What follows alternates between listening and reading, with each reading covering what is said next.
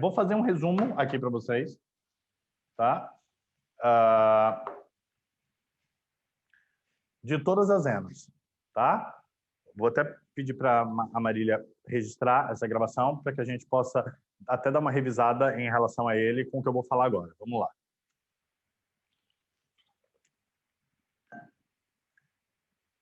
A terapia regressiva, ela... Aqui, tá?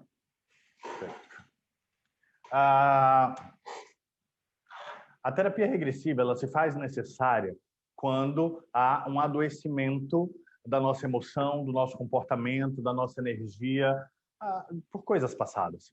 De uma forma geral, todas as experiências não assimiladas que a gente tem na vida repousam no passado.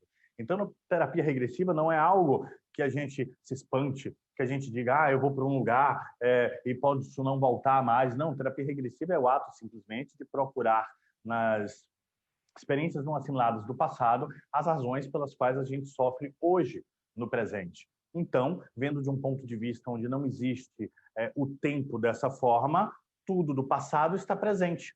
Ou seja, a terapia regressiva é necessária quando o passado está presente, nos adoecendo, chamando atenção. Que tipo de experiências não assimiladas são essas que a terapia regressiva pode ajudar? Experiências não assimiladas traumáticas, ou seja, trauma, uma ferida aguda no ego, trauma, um rompimento com a realidade, algo extremamente forte, febril, colérico, que promove uma hipnose no corpo, que promove uma dissociação imediata. No momento do trauma, eu não consigo analisar direito as coisas que estão acontecendo. Eu estou completamente assim, envolvida no complexo traumático. Eu estou completamente bêbado do complexo traumático. A ferida está aberta. O dedo está lá na ferida. Eu sinto dor emocional, eu grito, eu choro, eu tenho febre. E o trauma ele é marcado por um evento que é o nosso significado. O trauma não é o que aconteceu. O trauma é como eu interpretei, senti, signifiquei aquilo que aconteceu. Nós temos um erro ao achar que trauma é o acontecimento. Não, várias pessoas podem participar de um mesmo acontecimento, algumas se traumatizarem, outras não. O que vai fazer, Jordan, com que uma pessoa se traumatize e outra não? Os significados que ela vem, os significados que ela herda do pai, da mãe, do ecossistema, do meio, a crença dela sobre a vida, sobre o mundo, sobre certo e errado, sobre Deus e o diabo, sobre as polaridades da vida, fazem com que você se associe a um trauma ou não. Instalado o trauma em você, ele precisa ter começo, meio e fim. Logo depois do trauma, nós temos, desse estado agudo, nós temos o estado subagudo do trauma, que é a fase de luto normal de recuperação, tá, do evento traumático. Depois dessa fase aguda, é comum que a gente volte ao normal. Se a gente não volta ao normal, significa que o trauma não teve fechamento.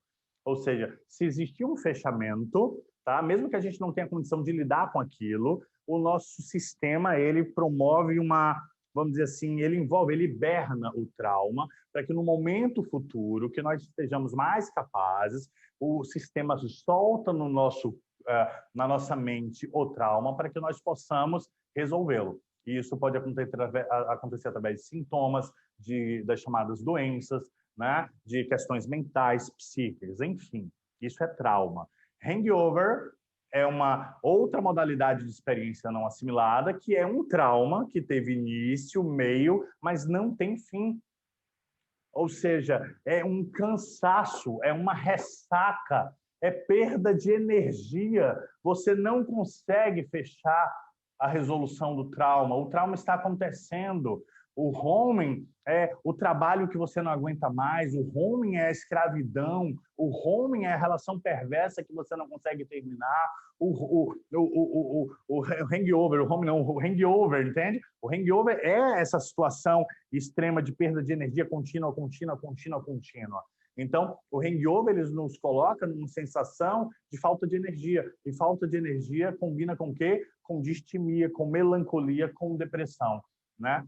O hangover é a porta aberta, é o adubo para o processo, né, da depressão. Então, como que a gente resolve um hangover? Durante o hangover, eu coloco ao meu redor uma série de recursos, de comorbidades, de outros trauminhas, de outros complexos, tá? Que eu preciso primeiro anulá-los. Então, a gente, para consertar, para ajudar a pessoa a sair de um hangover, nós precisamos dar energia de volta para essa pessoa. E a possibilidade que eu tenho de dar energia de volta para essa pessoa é desligando nela o contato, o link com alguns traumas que aconteceram, com subtraumas, com postulados, com crenças equivocadas, tá?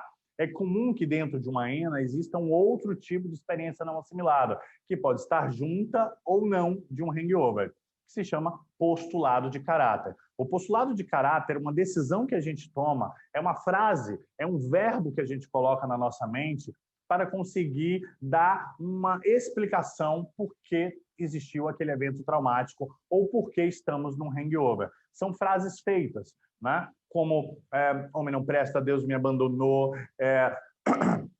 o dinheiro não vai me levar a nada, né? Eu sou um fracassado, relacionamentos não dão certo, amar é doer.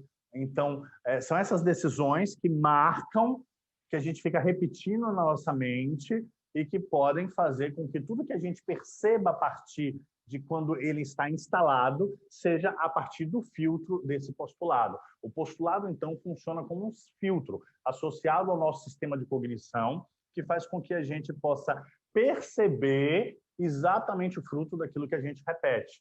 Existem postulados que vêm após um trauma, existem postulados que a gente aprende com os nossos antepassados, existem postulados da cidade, existem postulados do condomínio, existem postulados do Brasil, existem postulados da tribo pela qual você está circulando, ok? Depois de postulado, uma outra consequência de experiência não assimilada é o que a gente chama de pseudo-obsessão. O que é pseudo-obsessão? Parece que você está com algo estranho dentro de você, mas não é algo externo, é algo interno.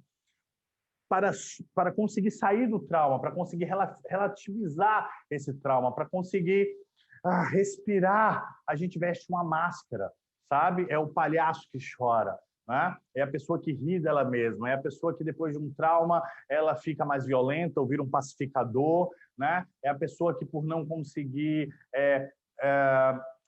entender a sua homoafetividade, ela vira um homofóbico, é a pessoa que por não entender e não superar a falta da mãe vira um violentador de mulheres, não é? Um misógino. Então, a pseudo-obsessão é uma coisa estranha que toma conta da gente. Pode ser um personagem que a gente cria, ou pode ser uma identificação com uma carga de um antepassado nosso, até que está uma congruência com uma provável vida passada nossa, tá? Então, nós falamos de trauma, falamos de hangover, falamos de postulados, falamos de pseudo-obsessões e alienação. Alienação é o fim da ladeira do trauma. Quando depois, talvez, de um hangover muito extenso, talvez de uma falta de energia muito grande, ou muitas vezes pode ser até após um trauma, há uma decisão de dizer, não vale mais a pena. Eu não faço parte desse mundo, eu não aceito isso. Isso pode vir somaticamente com uma cegueira psicológica, uma cegueira auditiva, né? A perda de uma cognição, de um fator, uma paralisia nas pernas que não se justifica, aquela pessoa que não anda porque ficou traumatizada depois daquilo, que não vê, embora a visão esteja ótima, pode se configurar nessas cegueiras, né? E produz uma sensação de, já que não vale a pena viver, tá? Eu vou levar a vida. A alienação não produz suicídio, porque a pessoa está isenta de motivação. Para o suicídio, precisa ter uma motivação, seja extirpar sua dor, seja por um impulso não mais estar presente no mundo. Na alienação, você não tem impulso nenhum. Um exemplo de alienação são os mendigos. Você não vê mendigo suicida. Você vê ele ali, o tempo todo naquela condição, naquela condição, naquela condição, dia após o outro naquela condição. Para fechar, existe uma diferença entre pseudo-obsessão, que é quando a gente evoca uma parte interna, uma parte de um antepassado nosso, mas não traz o antepassado. Não é nada de fora que está entrando em mim. Do processo de ligação invasora. A ligação invasora é quando uma parte ativa ou passiva de uma energia que está fora de mim começa a me intoxicar, ok? Pode ser até com boa intenção, ou pode ser com má intenção. Aí a gente dá o nome de ligação, tá? Energética ativa, ou simplesmente pelo meio que você anda, pelas pessoas que você se mistura, ok? Isso pode provocar também essa sensação de que nós estamos intoxicados, uma energia que entra na gente. Como diferenciar uma obsessão de uma pseudo-obsessão? Através da personificação, através da identificação da raiz. A gente vai entender se é um antepassado, se é uma parte nossa que não foi vista, ou se essa imagem que vem até a gente é uma imagem ofensiva, é uma imagem que representa algo jocoso, algo às vezes até diabólico, às vezes até algo que quer realmente nos afrontar. Sendo assim, com essa fala, eu finalizo o pequeno resumo de experiências não assimiladas ligadas ao módulo de terapia regressiva, ok?